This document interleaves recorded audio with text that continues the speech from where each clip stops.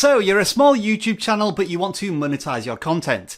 In order to do that, you're going to need 1,000 subscribers and 4,000 hours of watch time. So here's 20 tips to help you get there. Let's roll.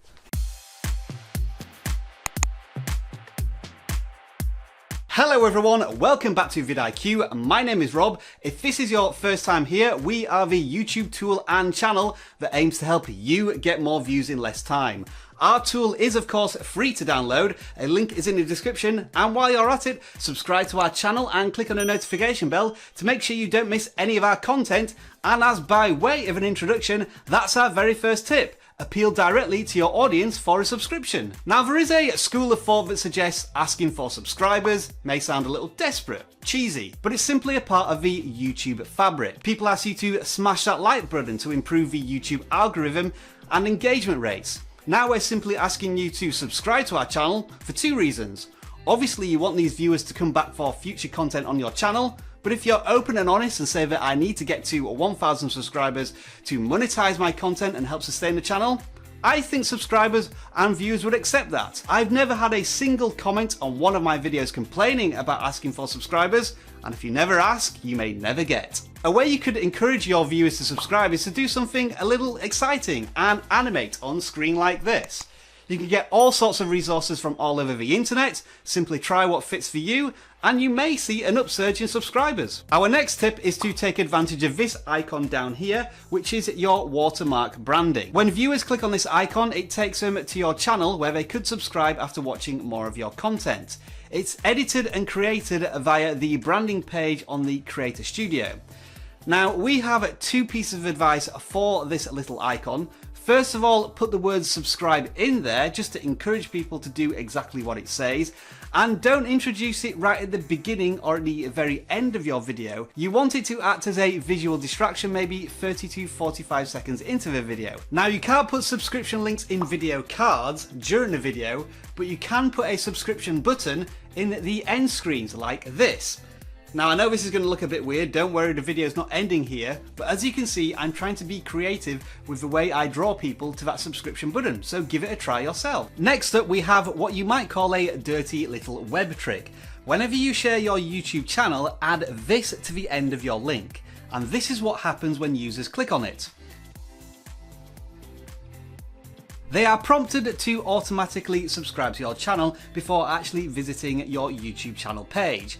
As I say, it's a little dirty, you might annoy some users who get this pop-up and then click off your page, but I bet the majority of them will be happily cancelling and looking at your channel or subscribing outright. Another way to directly appeal to your audience for a subscription is to write a comment and then pin it to your videos. When you do this, that pinned comment appears at the top of the comments list. Now again, I feel as if honesty is the best policy. Be open and transparent. Tell your audience why you're pinning these comments, why you're asking for subscriptions. Maybe it's because you want to invest the money you earn back into the channel with new equipment or products. You could also add a similar message to the video description of all of your videos if you have the bulk campaign manager from vidIQ available for Boost and Pro users. It's accessed from the video manager page of the Creator Studio, and as you can see on screen you could add a message either before your current video description or after and add it to certain videos or all of your videos. All of this is explained in a lot more detail in our dedicated video, so check it out. Another thing you can do is reach out to an entirely new audience by adding value to other channels. That might be watching their content and posting awesome comments that either get pinned or liked by the channel creator and create a conversation. When people get involved in those conversations, they're going to think, this video creator perhaps has a value on their own channel, visit your stuff and perhaps subscribe to your channel. So think of it on a wider scale beyond just your current audience. Try and attract a new audience who may really enjoy your content and subscribe. As an example, we get all sorts of awesome comments from you on our videos, and I'm sure many other video creators are reading those comments, agreeing or disagreeing, generating a conversation, perhaps visiting your channels and subscribing. In a recent example, we had a video creator who got an audit on one of our live streams, and that drew in a significant number of new subscribers to his channel. He increased his subscriber base by 5% just by contributing to our live stream, so thank you very much for that. Our next tip may sound obvious, but it does need reinforcing. Post new content on a regular basis. For some viewers, it may only take one video to convince them to subscribe to your channel, but for others, they may watch a video, enjoy it, but they don't subscribe. Then in their YouTube homepage, they see another new video from you, they watch it, enjoy it, and say, yep, I've seen a couple of videos from this person now, I enjoy their content, I'm going to subscribe. And following on the theme of encouraging viewers to become subscribers, make sure that your channel homepage is very welcoming, a channel trailer, a good description about what your channel does, including a good channel banner, and of course plenty of playlists that tell the viewer exactly what your channel's about. In fact, when you're sharing videos, share the playlist video link. That means that when a viewer is watching your video, they're within your playlist environment, they may see more videos that they like from your channel and eventually subscribe. So those are 10 tips to help you get up to 1,000 subscribers. So why hasn't this video ended just yet? Well, we have an 11th tip, a controversial one. We're not even sure we should suggest this, but everybody else is going to do it, so you might as well know what it's about. Psst, sub for sub. We can't avoid this subject. Now that YouTubers need to get up to 1,000 subscribers, there's almost a legitimate reason for YouTubers to post sub for sub. They're actually helping out each other to get to a numerical value in order to satisfy YouTube's needs. But this comes with a lot of caveats. If you do sub for sub, there's a very small chance that you're actually going to get any valuable watch time from those subscribers. And if there's a lot of sub for sub going on from channels that have no intention of actually producing any decent content, or indeed any content whatsoever, they might be gaming the YouTube system, those channels could get deleted by YouTube and then you lose a slew of subscribers. The main thing you should be doing is spreading a message of value that convinces viewers to become subscribers, and not through some simple transaction to get to a target. And as a final note on the subject of sub for sub, if you do follow YouTube by the book, it breaks their terms of service and you could receive a strike on your channel. So you have been warned. Now let's move on to 4,000 hours of watch time. It may seem daunting, but the first thing you need to look at when trying to achieve this goal is perspective. There's two ways of looking at this. You can make the numbers that sound daunting or manageable. 4,000 hours of watch time, it's 240,000 minutes or 166 days of people watching your videos. That sounds pretty terrifying, doesn't it? Or you can look at it from a much more manageable perspective. 4,000 hours is 240,000 minutes of watch time. Divide that by 12, as you need that watch time over 12 months, that becomes 20,000 minutes. Now you need 1,000 subscribers, so let's say 1,000 people watch your videos on a regular basis. That means you need 1,000 people to watch 20 minutes of your content a month, or less than 1 minute of your content each day from those 1,000 people to reach your goals. So don't make things harder than what they appear. Break it down into manageable chunks. And a special mention to Kids vs Dad Gaming, who introduced me to this mathematical concept. So on the one hand, if we have perspective, on the other hand, what we need is patience. Rome wasn't built in a day. Your YouTube channel is not going to be built in 3 or 4 weeks. You have 12 months to reach these requirements. And once you do meet these targets, YouTube is not going to immediately monetize your content the day after. You'll have to go through a review process. So if you're always chasing these things that are in control of another entity, you're going to continually frustrate yourself. Now what's much less frustrating is our real-time stats bar that sits at the top of all YouTube pages when you install our vidIQ Chrome extension.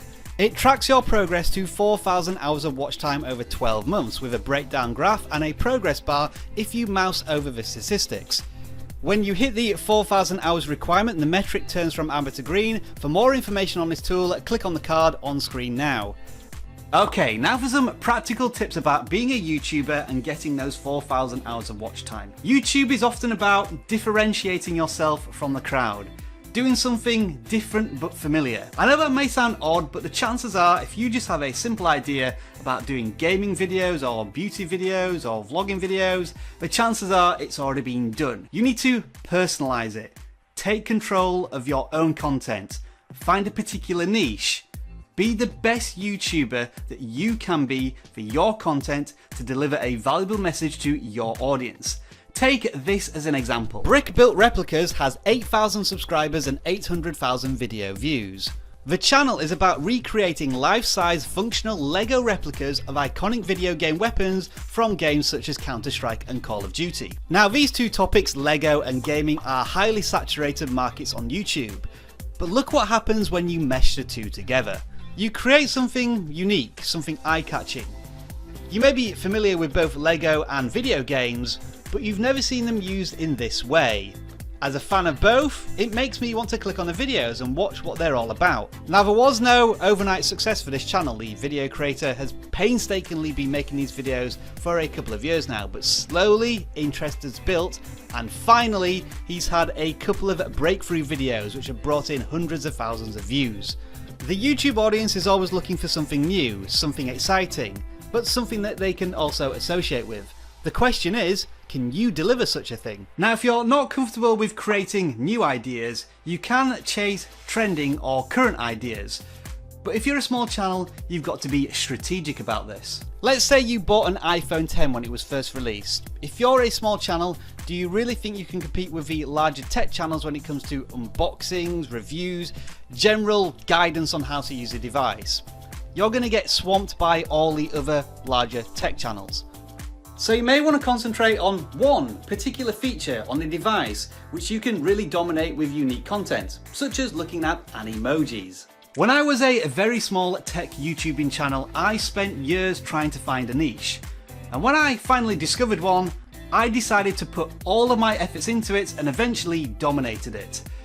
Try searching for iPhone screen recorder and you may see a familiar face. For the full story on that, click right here. Next up, and something that's often spoken about when it comes to YouTube fundamentals, is consistency. Now there's a couple of ways we can look at this. There is the most obvious form of consistency, which is to post content on a regular basis. Whether it be every day, every week, every couple of weeks, whenever you have the opportunity to post new content on YouTube, that's going to benefit your channel. Usually the majority of your video views come from the first 48 hours of your video's life.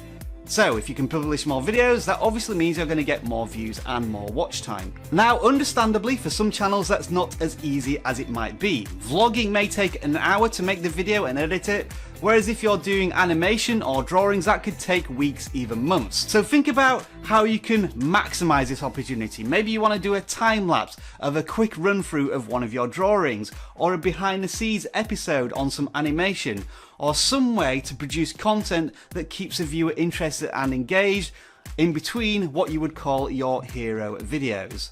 You could also try and repurpose content. Let's say for example you do short tutorials. Well, if you have 3 or 4 tutorials on the same subject, maybe you can put them all together in one piece that's maybe 10 to 12 minutes long, and you've got a perfectly sized YouTube video. Now the other side of consistency is your message or your value proposition. Let's say you're interested in wrestling, video games, TV shows, the Dallas Cowboys, and you cover all of these topics in different videos. That's just going to confuse the audience. They're not really sure what your channel's about, and I see this time and time again when I do channel reviews on vidIQ. So when you're a small channel trying to find your niche, really focus on what you are truly the most passionate about and throw everything into that area of interest. To summarize this point, I'm going to borrow a phrase from the legendary YouTube consultant Tim Schmoyer, who says, "Who should be watching and why should they care?" I've done a whole video on this subject, so take a look if you're interested. It's really quite emotional. YouTube playlists, we've talked about them before, and you've guessed it, we're going to talk about them again. First of all, it makes sense to you as a video creator to put all of your similar content into one bucket. But for the viewer, when they click on a link to take them to a video playlist, if they enjoy one video, it will autoplay onto the next video from your channel, so that's more watch time for you. When you have good content in good playlists, that really ramps up what we might call session watch time.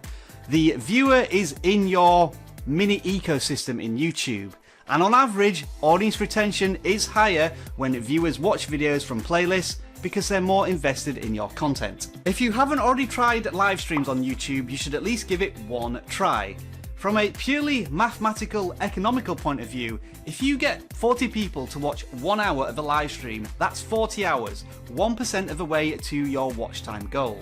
Now, yes, they can be daunting, and if you want to get a technical setup like this, it does take a little bit of time. but it's really good for practicing presenting in front of camera.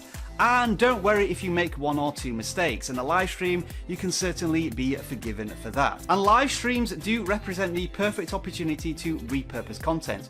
If you have a particularly astounding 2 minutes within a live stream, you can clip that from the live stream and present it as a brand new video to your audience. As you may have noticed on the vidIQ channel, one of our main goals this year is to do a lot more live streams, and we're certainly benefiting from creating a much broader community and connecting personally with our audience, and those live streams are bringing in more and more views and watch time every time we do one. Earlier on in this video, we talked about strategically targeting trending videos to get immediate quick boosts in watch time. But if you want sustained long-term watch time hours, the real money is in evergreen content. Whether you want to replace the tyre on your car, unblock your toilet, or get more YouTube views, those terms were being searched for in 2008. They're being searched for today, and they'll be searched for in 10 years' time. Evergreen content is a tough nut to crack because video creators understand the value of these videos. So you again need to niche down, find something really specific that really interests you and you think you may find an audience for, and then start producing content about it. This video in itself is a form of evergreen content. We think that YouTubers are going to be searching for the term how to get 4,000 hours of watch time for however long YouTube keep these new requirements in place. Hopefully, if we're successful with this video, it will rise to the top of the search terms on YouTube and people will be frequently visiting this content on a regular basis. And finally, when you put all of these techniques and strategies together and you're hustling through the YouTube world making video after video, keep a close eye on how they perform. When you see particular videos on particular topics, or when you use a different style, or whether you do live streams, double down on that content. YouTube is telling you what content it wants to see from you to deliver to an audience, and there should be no reason for you to dismiss it. Here at vidIQ, we practice what we preach, so this is a classic example. The YouTube changes to monetization have been a big story, and we've covered it a lot.